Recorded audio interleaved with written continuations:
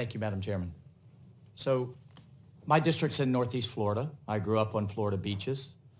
The seas are rising. Anyone who's grown up there knows that the beach is smaller than when I was a child. I just don't see how that's disputable. But I do want America to lead this effort. We've led the world in coal, oil, and gas development. Now we need to do it with rapidly growing clean energy markets. I think to succeed, we need a very broad portfolio of emphasis here, low cost technologies to speed the transition to renewable, cleaner energy. I think that includes nuclear. Undeniably, I would caution my colleagues. We have seen a lot of aspirational goals lately. I think we need to be very careful about crossing the line from aspirational to outlandish goals that could harm our economy and frankly give the edge to our global competitors in doing so and frankly take us backwards in this effort. So I'm very concerned as a veteran as well about the national security implications of global warming.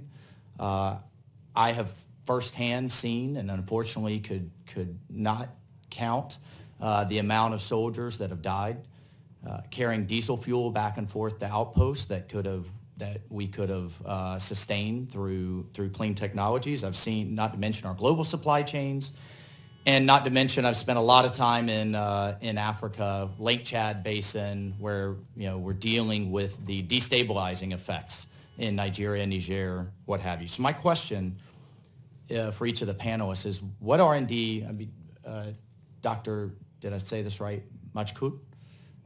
Mike, excuse me.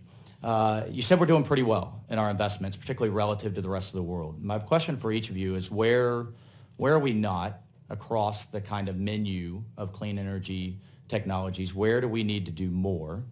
And again, keeping this in the context of our broader economic base that I think we need to sustain all of these efforts. So where could we do more? Geothermal, and I'd ask you to choose. The answer can't be yes, all of the above.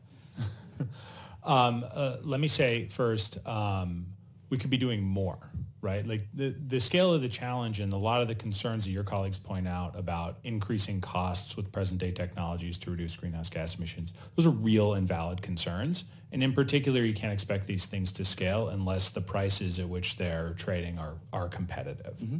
So on the whole, doing more is not necessarily a bad thing. And then doing more smartly is probably the thing that the committee should really pay attention to. So the places where, when I read these IPCC reports or the National Climate Assessment or these other documents, the places where it seems like the technology hasn't caught up with the need, carbon capture and storage is one, right? This allows us to use fossil fuels for power generation and take advantage of all of their desirable characteristics without emitting greenhouse to make gas it more emissions. cost effective or just to do it?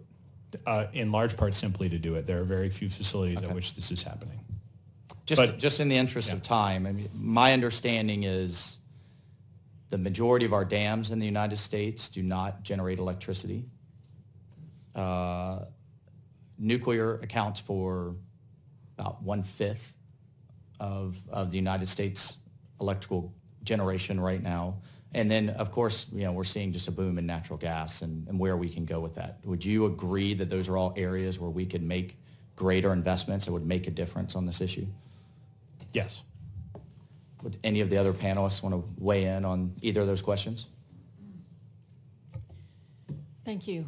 So I'm from Massachusetts, and in Massachusetts we've had incentives for solar energy for about a decade now, and many roofs have solar panels on them. To put a solar array on your roof now, the payback period is about 6 years before you start basically making money on your investment.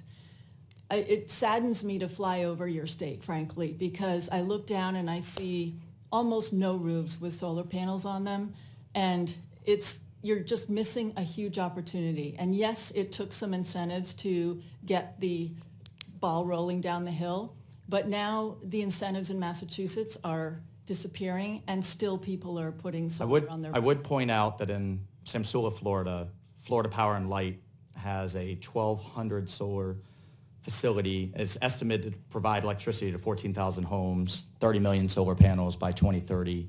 But I'm sure we could all collectively do more. Those are state incentives, to be clear, at That's the state clear. level or Yes. local level. Yes. Thank you so much. I yield my time.